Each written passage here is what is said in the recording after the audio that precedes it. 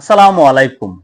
স্বরাষ্ট্রমন্ত্রী সালাউদ্দিন আহমেদ বলেছেন, 5ই আগস্ট ঘিরে কার্যক্রম নিষিদ্ধ আওয়ামী লীগের কোনো তৎপরতা চালানোর মুরুদ নেই। তারা বিদেশ থেকে মাঝে মধ্যে উকিঝুঁকি দিচ্ছে। আওয়ামী লীগের কোনো সক্ষমতা নেই। 5ই আগস্টকে কেন্দ্র করে আওয়ামী লীগ এ দেশে কিছুই করতে পারবে না। এই কথা শুনে পিছনের একটি কথা মনে পড়ে গেল। 24 সনের 5ই আগস্টের পরবর্তী সময়ে সালাউদ্দিন চৌধুরীর পুত্র বলেছিল, আওয়ামী লীগ এদেশে মাথা তুলে আর কোনোদিন দাঁড়াতে পারবে না। কোনো মিছিল তো দূরের কথা, আওয়ামী লীগের ব্যানার ধরার জন্য যে 4জন লোকের প্রয়োজন হয়, সেই 4জন লোক আওয়ামী লীগ কোনোদিন পাবে না। কিন্তু আমরা বাংলাদেশে পরবর্তীতে কি দেখেছি? বাকিটা তো ইতিহাস। আওয়ামী লীগের মিছিল করার সক্ষমতা আছে কিনা সেটা আওয়ামী লীগ বারংবার কিন্তু প্রমাণ করছে। এখন স্বরাষ্ট্রমন্ত্রী সালাউদ্দিন আহমেদ বলছেন, 5ই আগস্ট ঘিরে কার্যক্রম নিষিদ্ধ আওয়ামী লীগের কোনো তৎপরতা চালানোর মুরুদ নেই, সক্ষমতাই নাই। এখন স্বরাষ্ট্রমন্ত্রীর এমন কথা শুনে আওয়ামী লীগ কি তাদের মুরুদ দেখাবে, সক্ষমতা দেখাবে? তবে অনেকেই প্রশ্ন করছেন, আমার মতো যাদের অবুঝ মন, সেই অবুঝ মনের একটা বড় প্রশ্ন, স্বরাষ্ট্রমন্ত্রী কি নিজের হেডাম দেখালেন নাকি উস্কে দিলেন? তিনি কি উস্কানিমূলক বক্তব্য দিলেন যেন আওয়ামী লীগের নেতা কর্মীরা 5ই আগস্ট ঘিরে কোনো একটা তৎপরতা চালায়? না হলে তিনি স্বরাষ্ট্রমন্ত্রী হয়ে এই ধরনের কথা কেন বলবেন? আওয়ামী লীগের সক্ষমতা আছে কি নাই সেটা কি তাকে বলতে হবে? তিনি 5ই আগস্ট ঘিরে বাংলাদেশে যেন কোনো অঘটন না ঘটে সেদিকে মনোযোগ দেবেন, কিন্তু তিনি আওয়ামী লীগের সক্ষমতা আছে কিনা সেটি প্রকাশ করছেন।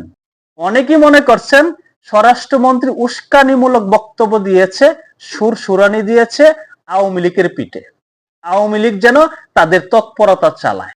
তবে এটা একটা কৌশল হতে পারে। স্বরাষ্ট্রমন্ত্রীর এই বক্তব্য শুনে আওয়ামী লীগ যদি 5ই আগস্টকে কেন্দ্র করে কোনো তৎপরতা চালাতে চায়, তাহলে তাদেরকে গ্রেপ্তার করা হতে পারে। গ্রেপ্তার করার একটা সুযোগ তৈরি হতে পারে, সেই ধরনের একটা ফন্দি করা হতে পারে। কিন্তু অনেক কিছুই রাজনীতিতে হবে না, হতে পারে না বলে কোনো কিছু নেই।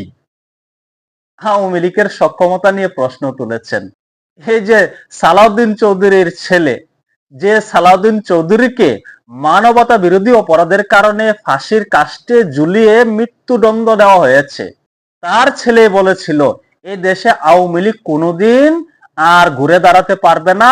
মিছিল তো দূরের কথা, আওয়ামী লীগের ব্যানার ধরার জন্য 4জন কর্মী খুঁজে পাওয়া যাবে না। এই স্বরাষ্ট্রমন্ত্রী সালাউদ্দিন আহমেদ আরেকটি কথা বলেছিল পূর্বে। তিনি বলেছিল আওয়ামী লীগ এক জায়গায় দাঁড়িয়ে জয় বাংলা দুটি কথা একসাথে বলতে পারবে না। এক জায়গায় দাঁড়িয়ে জয় বলবে, বাংলা বলতে হলে তাদের দৌড়িয়ে আরেক জায়গায় যেতে হবে। এক জায়গায় দাঁড়িয়ে থাকার সক্ষমতা তাদের নেই। কিন্তু বাংলাদেশে তো আমরা দেখছি বর্তমান চিত্রটা কি, আপনারাও দেখছেন। এখন আবার আওয়ামী লীগের সক্ষমতা নিয়ে প্রশ্ন তুলেছেন স্বরাষ্ট্রমন্ত্রী। এটার পিছনে বহুমাত্রিক কারণ থাকতে পারে। এটা একটা কৌশল হতে পারে আওয়ামী লীগকে হয়রানি করার জন্য, আওয়ামী লীগ নেতা কর্মীদেরকে হয়রানি করার জন্য, নয়তোবা তিনি জানেনই না আওয়ামী লীগ কি করছে, আওয়ামী লীগের সক্ষমতা কতটুকু আছে, তিনি জাজ করতে পারছেন না। তবে জাজ করার কথা। সালাউদ্দিন আহমেদকে কিন্তু 5ই আগস্টের পরবর্তী সময় থেকে অনেকেই দক্ষ রাজনীতিবিদ হিসাবে উল্লেখ করছে।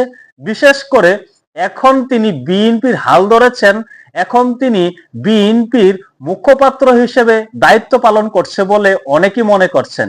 সেই ব্যক্তি আওয়ামী লীগের সক্ষমতা নিয়ে প্রশ্ন তুলেছেন। জানি না তিনি কি বুঝে এ ধরনের কথা বলেছেন।